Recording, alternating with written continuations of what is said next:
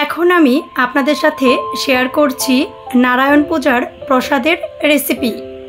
ঠিক একই রকমভাবে এই প্রসাদটা করে নেওয়ার জন্যে কোনো প্রকার স্কিপ্ট না করে ফুল ভিডিওটি আমার সাথে থেকেই দেখে নিন।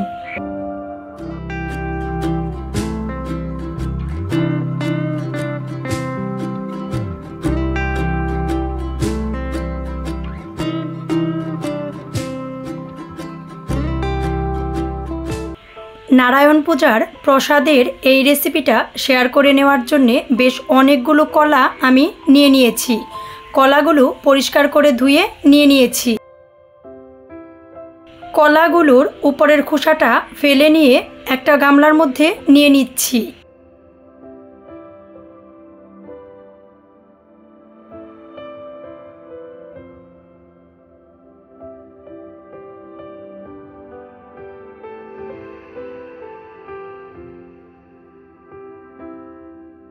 শনি পূজার প্রসাদটা আমরা যেভাবে মেপে করি এটা কিন্তু ওভাবে মেপে করতে হয় না। বেশ অনেকগুলো কলা নিয়ে হাতের সাহায্যে আমি খুব ভালো করে চটকে নিচ্ছি।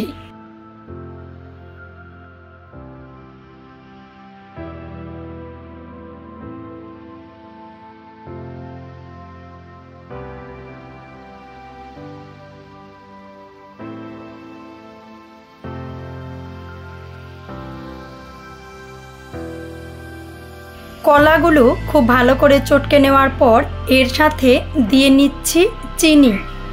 প্রতি কেজির জন্যে 250 গ্রাম পরিমাপ করে চিনি দিয়ে কলার সাথে খুব ভালো করে চটকে নিচ্ছি।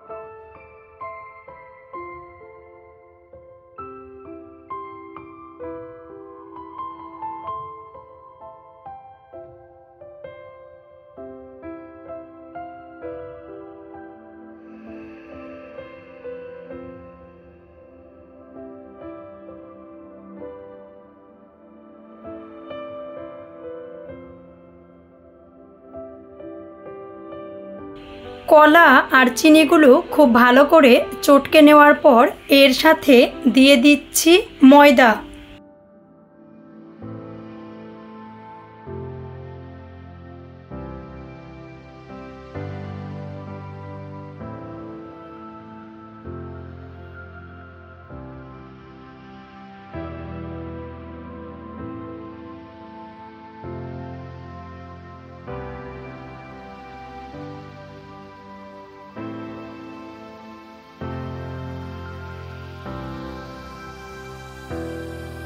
কলাগুলো প্রথমত খুব ভালো করে চটকে নেওয়ার পর চিনি দিয়ে খুব ভালো করে মাখিয়ে নিয়েছি। এরপর ময়দা দিয়ে খুব ভালো করে মাখিয়ে নেওয়ার পর অল্প অল্প করে দুধ দিয়ে মিশ্রণটা খুব ভালো করে মিশিয়ে নিচ্ছি। এখানে আমি 10 কেজির মতন দুধ নিয়েছি। অল্প অল্প করে দিয়ে খুব ভালো করে মিশিয়ে নিচ্ছি।